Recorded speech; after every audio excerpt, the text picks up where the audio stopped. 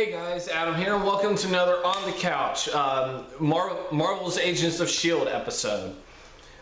Today's review is Who You Really Are. First off, forgive me if I start eating. I'm hungry, so I'm gonna start eating while I review this thing. Got spring break. Cafeteria's not open. Need some. Gotta eat. So this episode is basically the another S.H.I.E.L.D. episode, Lady S.H.I.E.L.D. episode, which for those of you who watched season 1, you may recall that S.H.I.E.L.D. appeared and guest starred on an episode of that, and everyone was just like, oh yeah, this episode's so great, or oh yeah, this episode's, we're excited for this episode. And it was part of the whole Agents of S.H.I.E.L.D. uprising story arc, which I talked about, which was that big event that everyone was, that helped kind of give the show the ratings, especially with that particular episode.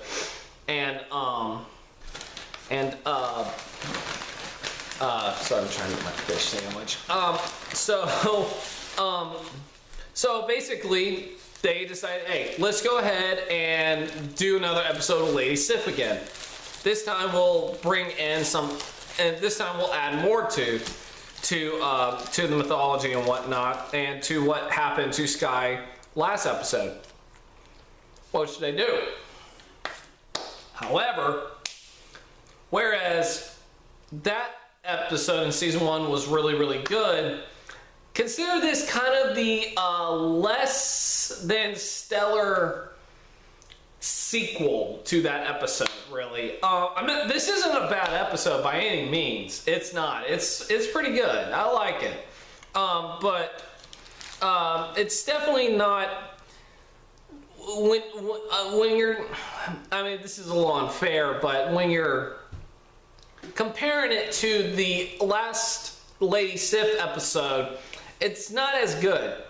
So the plot basically is Lady S.H.I.E.L.D. has come back to Earth, but she doesn't remember a thing.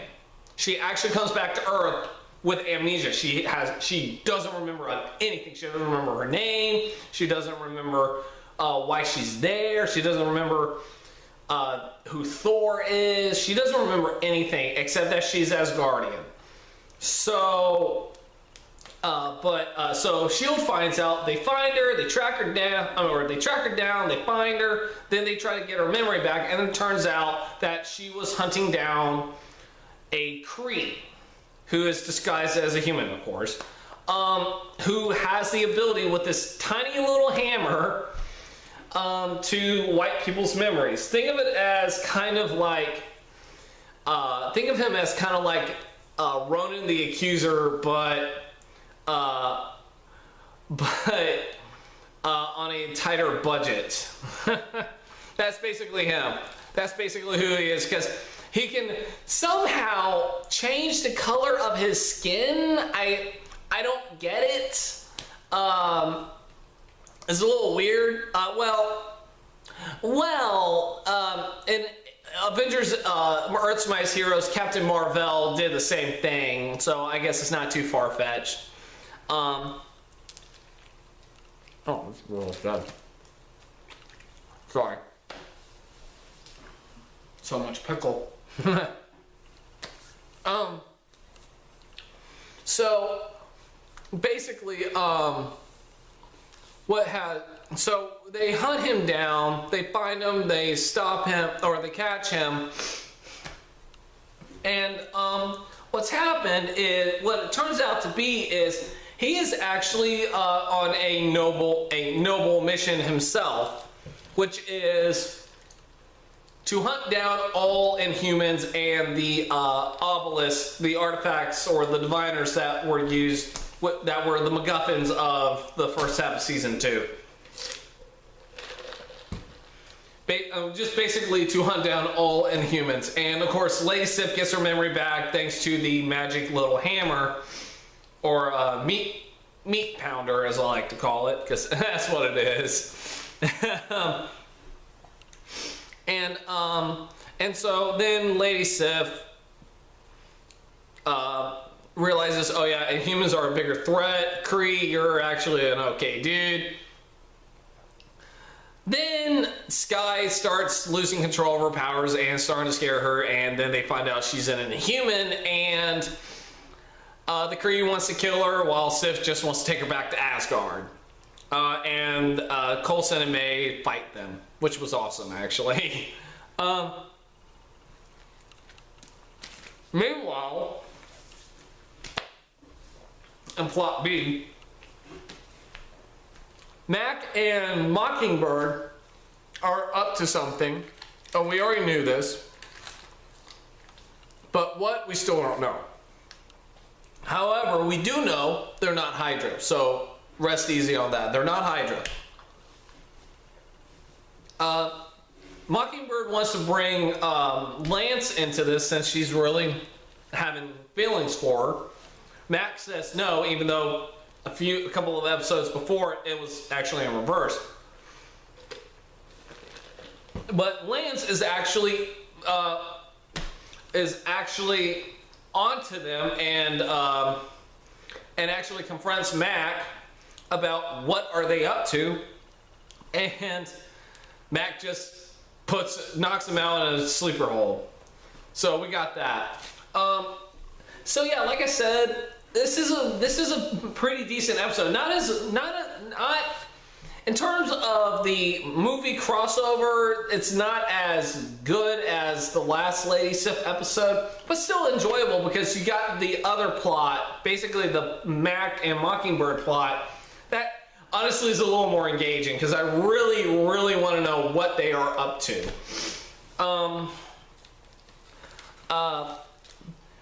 But I mean, one of the problems with this is just kind of, I guess it's because Lady Sif doesn't get as much screen time in the Thor movies, whereas here she can get more character development, and she does indeed get more character development here. And honestly, it works. It does work, but I think they need to like make sure they kind of toe the line of making her a great warrior who has a bit of an ego and not make her unlikable. Because I kind of felt like that with Sif, especially when she had the amnesia. She was starting to be a little annoying with the whole, oh, I am a great warrior. Or, oh, I was a great warrior. Oh boy. Now, there was one funny thing where Coulson asks her if she remembers Thor, and she goes, I don't know what that word is, but it puts a smile to my face. Brings a smile to my face. And Coulson just says, huh, the mysteries of an Asgardian mind never ceases to amaze me. And May just goes, oh, that's, it's like, oh, it doesn't amaze me at all. Because it's Thor. It's Thor. Sorry. Basically, but yeah, I mean, it really was towing that line. Now, the Kree dude was, I kind of liked the Kree dude. The Kree dude was cool. Now, I understood his mission. I got that. He wasn't the bad guy at all. He was actually there for a reason. Which was basically, I'm going to set up the Inhumans for you. That's what I'm going to do. I'm going to set up, I'm going to give you all the exposition of what the Inhumans are. God damn it. Sorry. Spring break. And yeah, and it worked very well because it was starting to tense up because at the same time, S.H.I.E.L.D. is starting to lose control of her powers.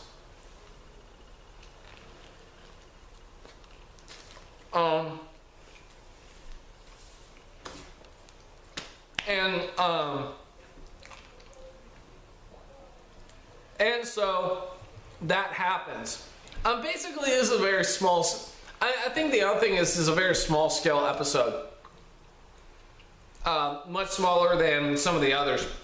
because it's just focused on that team working with Civ, hunting down this Kree, who then has to team up with him, and that's basically it. So we don't get Hydra, we don't get Reyna, we don't get Kyle MacLachlan, we don't. Not this time. This is a very small episode. It's kind of serialized, and at the same time is very much it's a standalone episode. It's a very filler-ish episode, is what I should say. And that's probably why it's not nearly as good as the last Lady Sif episode. The other thing is the reactions with everyone else when they find out S.H.I.E.L.D. has powers. Everyone outside of Fitz, May, and Coulson are afraid of her. They think she's a danger. They think she is, I wouldn't say an abomination, but they feel they're afraid. They are, which is perfectly fine. 100% perfectly fine with that. I'm fine. That's actually reasonable. Simmons, on the other hand, last episode I said that I felt like the whole scared of superpowers thing came out of nowhere. Here now, I'm starting to feel like she's gonna go full genocidal maniac on anyone with superpowers, because that's what I felt like there. But I can't help but be on Fitz's side, because there's a scene when Fitz says, yes, I knew about S.H.I.E.L.D, but I had a reason why I didn't tell you. Because the way you are acting right now. Honestly, yeah, I am with him. Everyone else is like, you should have told us, man. You should have told us. Like, no. Especially, no. He sure as shit wasn't going to tell Simmons. Because Simmons is just... Simmons has gone to the point where... I still like Simmons, I do. But she's very much a different character at this point. What direction that is going, I don't know. But what's gonna happen? But the problem. But they're just like, Fitz, you should have told us. It's like, no, because if I had told you, you would still have the same reaction you do now, which is you're afraid of her. You think she's a freak. You feel like she needs to be destroyed instead of helped. And they're like, you still screwed up, man. You should have told us. We wouldn't have done this. Like, yeah, no. You would have done the same thing. So, yeah, it's one of those things. But I don't know. The scene kind of made it seem like Fitz was in the wrong. And honestly, I thought he was in the right. Now, I'm glad that she got, that her secret came to light very soon, very early. I'm glad about that, but at the same time, I feel like Fitz was in the right to keep it a secret. Now, I do want to say this, and this is going to be the last thing about this episode. It's Skye herself. First off, Chloe Bennett did a really good job this episode. She did. Chloe Bennett's really coming into her own as this character. And Skye has definitely developed from being the out of nowhere civilian character to becoming a full-blown agent of S.H.I.E.L.D. and now a superpowered being. One thing I do want to say one thing. Recently, Eric Rodriguez, E-Rod, the Blockbuster talked about his thoughts on the whole Inhumans making the Inhumans plot being introduced in Agent of S.H.I.E.L.D. Now he said he wasn't, he hated it, or at least I don't remember. At least I don't remember him saying that. But it did worry him. It did. And that's perfectly fine, because like the show was supposed to be about regular people living in a world full of superheroes. Now, but he did give his thoughts on the first season, and he did say he hated S.H.I.E.L.D. He thought S.H.I.E.L.D. was useless. There was no point to S.H.I.E.L.D. because we already had the computer geek and we already had the smart person. So yeah, there was no point to her. Honestly, now there is. I feel like there is now a purpose for her, which is out of all the members on the team, Skye is the most unique now because she is the one with the superpowers. She is the one who can use her who has powers. She's that one character. Now they make her the only one. I am perfectly fine with that because that gives her a purpose. That to where she can do what no one else can when she starts to control her powers. I am perfectly fine with that. So yeah, honestly, I'm glad. I mean, even though it took them this long to finally develop Skye as a character, I'm glad it paid off the way it did.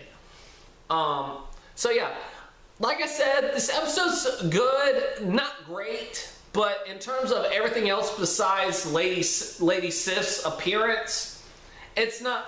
I enjoyed it. So final score for who you really are, I give a 7 out of 10. It's got some good character moments. It's got some good fighting. It does. The fighting in this is really good. More questions are being answered while being asked at the same time, and I'm just really enjoying this. This season is huge. Like I said, this season has become a huge, fat, big step up from last season. So yeah, 7 out of 10 for this week's Agents of S.H.I.E.L.D. There was no Flash last week or this week. And I don't think there was any last week. I can't remember now. I think there was. But Flash will be back next week on St. Patrick's Day. So I'll watch that and I'll shoot my review tomorrow, the next day. So yeah, there's that. Gotham isn't back yet until April, though. So we're gonna have to wait a long time for that. And again. Still haven't watched Constantine. I promise I will do it. I promise I will do a full season review of Constantine. Star Wars, I'm still working on that. I'll probably have to rewatch all the episodes and I'll just do a straight up season review of that too if I can. But other than that, I'm done with this review. So I will see you guys next time and you all have a wonderful day. Bye.